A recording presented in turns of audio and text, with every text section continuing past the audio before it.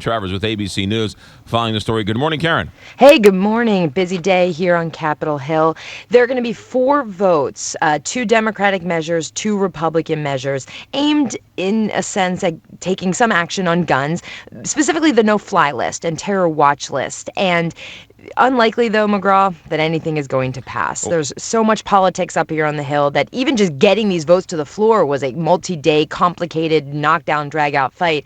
And now even the sponsors of these amendments are saying they don't think they're going to go anywhere. What's the difference between the two? How far apart are they? Yeah, so let's focus on the terror watch list. Dianne Feinstein, a Democrat, has proposed an amendment that would ban anyone on a terror watch list from getting a gun. And it would allow the government to even block known or suspected terrorists if they thought that that gun was going to be used for terrorism. Republicans say that that is just way too wide of a net.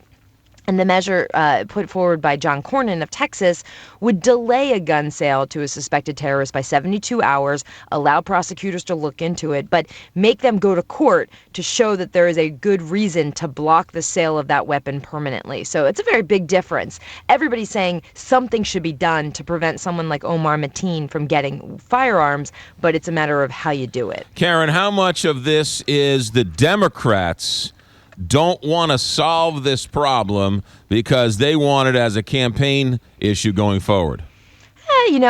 Politics, you could certainly say that, of course. Anything in an election year is going to be very controversial. I mean, that's why we never see members of Congress take up really tough votes in an election year. But the counter to that would be if there was progress on this from either side, they can go back to their districts and say, look, we're taking action, especially on background checks, which majority of Americans support. And that even has been hard to get through Republican or Democratic measures. So I think both sides would like to say they've done something, but it's a matter of how they get common ground to get something done. All right, so I know there's quicksand all over the place. So let me make sure I understand this.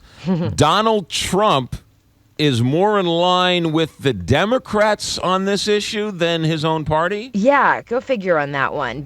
He was asked in recent days of whether he would support banning a terrorist, somebody on a terror watch list, from getting a weapon, and he said, yeah, sure, absolutely, that should be what. But he said he's going to talk to the NRA about this. He wants to sit down and have a conversation about it. And of course, the NRA is opposed to this. They don't want any infringement on a Second Amendment right.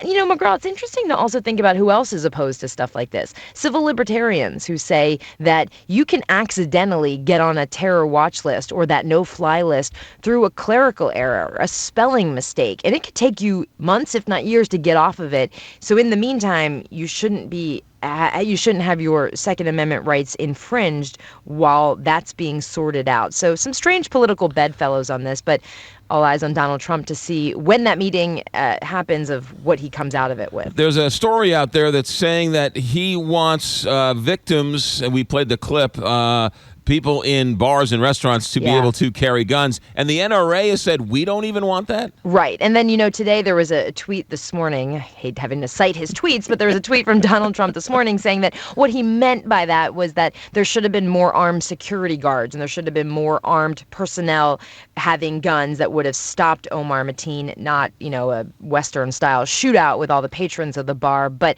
certainly not what he has been saying on the campaign trail over the past couple of days. The tone he's taken implies that he thinks if the patrons had guns, this would not have happened. Karen Travers, ABC News correspondent. Thanks for reading the tea leaves for us, Karen. Have a great day. 6:55 here, Big 550.